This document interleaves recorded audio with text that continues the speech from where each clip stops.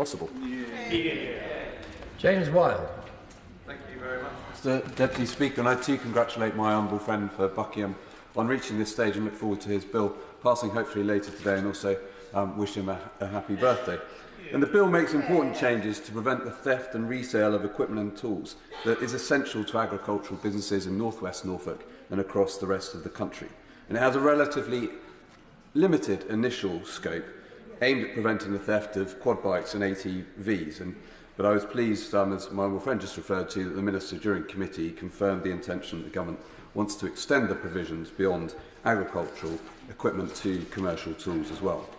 And there's currently no legal requirement to fit immobilisers or forensic marking to machinery and equipment, although some manufacturers choose to do so on a voluntary basis. But by addressing that gap, the bill will help to reduce this type of theft. In addition, the bill allows the Secretary of State to require records to be kept relating to equipment that's been sold and to its buyers. Now, rural crime, and in particular agricultural machinery theft, has a significant impact on my constituents. Compared to urban crime, the proportion of suspects being charged for offences in towns and cities is 24% higher than in the countryside, and that's an imbalance that must be addressed.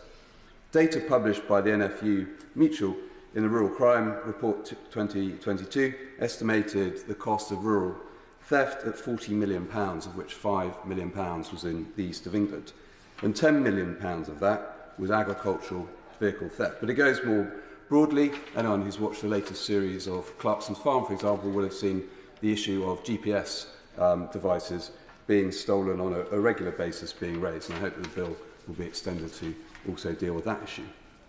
And the Countryside Alliance Rural Crime Survey presented stark statistics, which my humble friend for Buckingham referred to, that 32% of respondents reported having experienced agricultural machinery theft, the second most reported crime, just 3% behind fly tipping.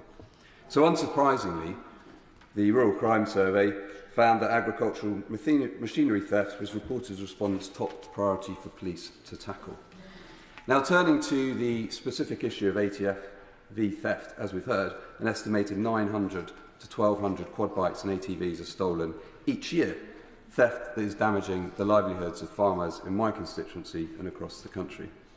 And the cost of that theft is around £2.2 million, but after falls during a pandemic, for understandable reasons, those thefts are on the increase. And these quad bikes and ATVs are essential to farming and land management and have become a crucial piece of equipment to get around on a farm instead of using a tractor, whether that's to check livestock, to move animals, to move feedstock, or to set up fences, or many other uses that are required. So I welcome also that my humble friend has consulted very widely. He listed a long list of organisations that he's worked with to get the bill into this position.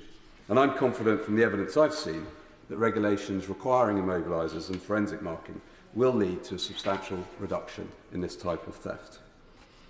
I noted with interest in the explanatory notes that the proportion of road vehicles with immobilisers fitted increased to 98% by 2013, and over the period between 1993 and 2013, that led to a decline of up to 45% in such thefts. But wider tool theft is also a problem. A report found that nearly 4 in 5 tradespeople had experienced tool theft, striking statistics, and whilst the financial cost of this theft is more easily quantifiable, of course this also has a damaging impact on people's individual health and well-being.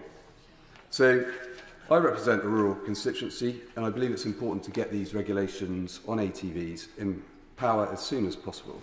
And I'm pleased that the Minister has indicated he wants to do that by Christmas.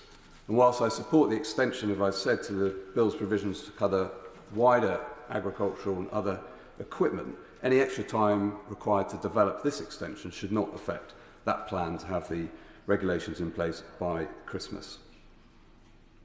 And so I commend my humble friend for his important work in getting to this stage, and I look forward to supporting the bill this afternoon. Jones. Thank you, Mr Deputy Speaker, and I'm really pleased